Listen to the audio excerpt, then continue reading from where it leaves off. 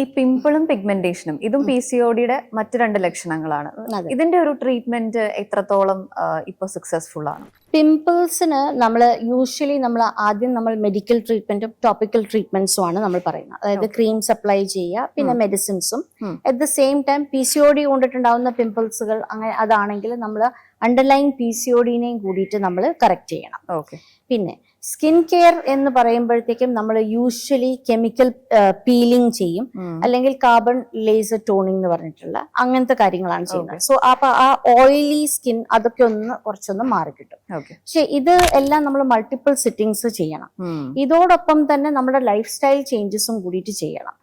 അതായത് എന്ന് പറയുമ്പോൾ one of the main things എന്ന് പറയുന്നത് ഓയിലി ഫുഡ്, ജങ്ക് ഫുഡ്.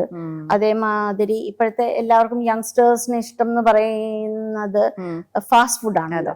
അതെല്ലാം നമ്മൾ ഒഴിവാക്കണം, വിച്ച് ഇസ് ക്വൈറ്റ് ഡിഫിക്കൽട്ട്. പക്ഷെ ഇതെല്ലാം ഇതോടൊപ്പം ചെയ്താൽ മാത്രമേ ഉള്ളൂ ഈ പിമ്പിൾസുകളെല്ലാം കുറയുള്ളൂ. പിന്നെ pimples as you know it will come back. ആ ഒരു പ്രശ്നമുണ്ട്. സോ അപ്പം നമ്മൾ ഇത് റെഗുലർലി നമ്മൾ ആ ഒരു സൈക്കിൾ നമ്മൾ മെയിൻറ്റെയിൻ ചെയ്തുകൊണ്ട് നമ്മളുടെ ലൈഫ് സ്റ്റൈൽ മോഡിഫിക്കേഷൻ കൂടിയിട്ട് നമ്മൾ വരുത്തണം. നമ്മൾ ഒരു 8 glasses ഓഫ് വാട്ടർ നമ്മൾ കുടിക്കണം.